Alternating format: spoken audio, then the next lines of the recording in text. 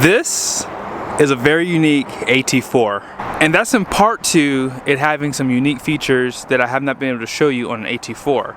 I'm here at Jerry Seiner, Buick GMC here in South Jordan, Utah. Derek Kiesel helped me with the keys with this truck. If you would like to purchase one, be sure to reach out to him. I will put his information down below. Let's go ahead and talk about the window sticker so you guys can see just how expensive this truck is. At the very top are the specs for this AT4 with the colors and powertrain. And be sure to pause it for the standard equipment. It starts over here. And base price comes in at $71,300. Now when you add that diesel, it's gonna be $9,490, and then here's the AT4 Premium Plus package. Now you're pretty much gonna see why this truck is so expensive with those wheels, but with everything else listed on this side, destination is $1,995 with a total price of $94,010. So yeah, this is definitely a pretty expensive AT4. I think this is the best appearance in the HD segment right now. You cannot beat the AT4. The pricing is great, even though this one has a lot more features than I've shown you guys in the past. There's a lot of nice things you get standard. And one of my friends, Ben Byerly, he has this truck in Titanium Rush, which I think is one of the best colors too. Now, this one does have the premium lighting, top and bottom. It has a dual beam projector for the front headlights. AT4 badge is right there. When you get this, you're gonna get the painted front bumpers, painted grille surround. You get this Vader chrome accent, forward facing camera, red tow hooks, parking sensors. It comes loaded. And because this one has a diesel, that hood scoop is functional. Now off to the side, you guys pretty much saw it had a $3,000 wheel option right here. I would tell you right now, these wheels look great on this truck. And the only thing I would say is, if you want these wheels, get them aftermarket. And the reason why is because the wheels that come on the AT4 are super nice. Like, I don't know why you would even switch those wheels off. Those are my favorite wheels of all the Chevy and GMC pickups right now. And these actually don't look that bad. I like the machined face on these. I had the blackout on my Chevy, but these don't look bad at all. Now, on the side, they do show you the 3500 badge, and you have your engine block heater plug down below. Hopefully you guys can see it right there. Now, this one had the painted wheel arches, which look great. I think that when you get it in black and paint the wheel arches, it completes the look of this truck. Looks so good. And I guess the only thing now, you have to black these out, which I don't really care. I actually don't mind the amber. Here's some more of that Vader chrome right here. And they do paint the mirror caps. Around the windows is all painted. Looks really good. Painted door handles with smart key system for just the front doors, not the rear.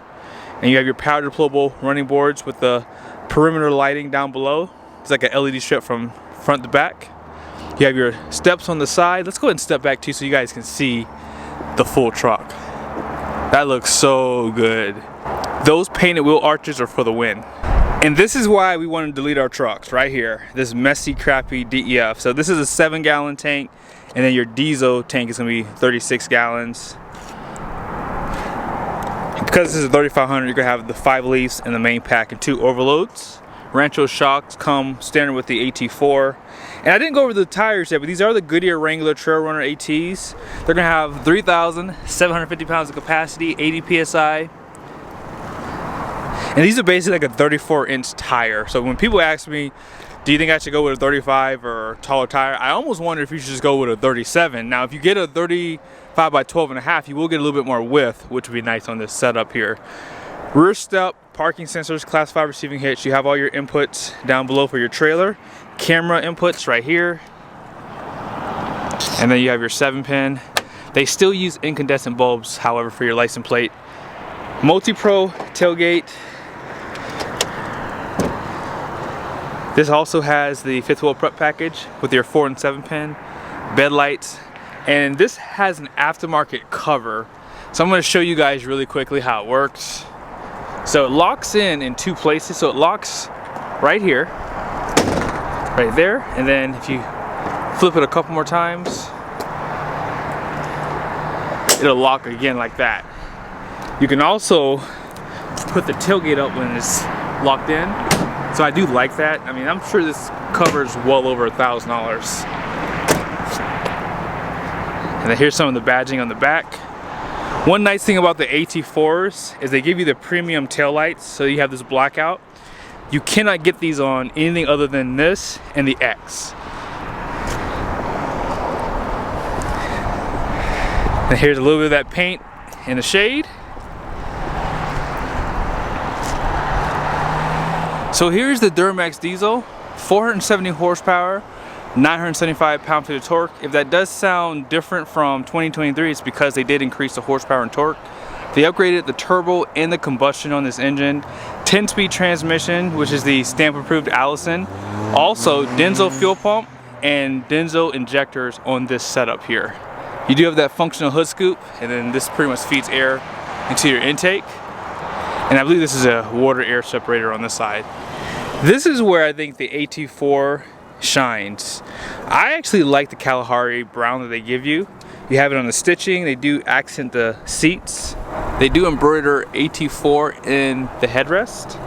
10-way seat. These are heated and ventilated. Heated steering wheel. Telescoping steering wheel, although this is all manually operated. Here's some of your controls for your four-wheel drive system, driving modes including your tow haul. Lighting's right there, heads-up display controls, and then your stock here is for your turn signals and windshield wipers, and it has automatic high beams.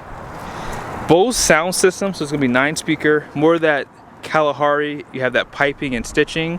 All soft touch, really nice designs. You have like this black chrome, which looks great on the interior. Seat memories, you have tow mode. Or actually, excuse me, I hit the wrong button. This is tow mode.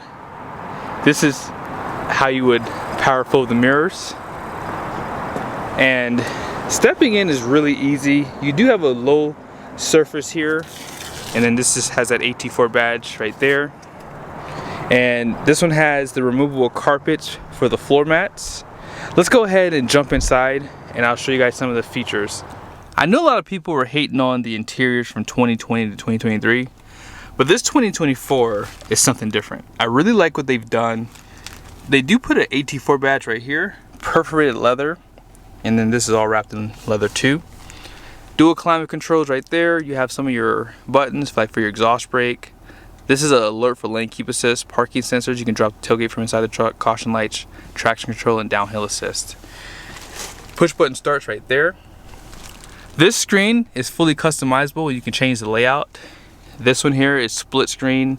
Also, you have your 360 camera view. This is the bed view camera, and you have this one for the 360. You can disable the 360 and have full screen.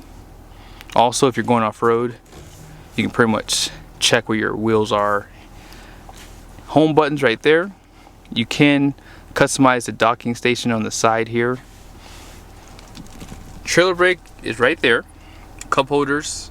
A little bit of storage. You have 2 USBs, wireless charger for your phone, 2 more USBs, type C to the left and type A, 120 volt plug.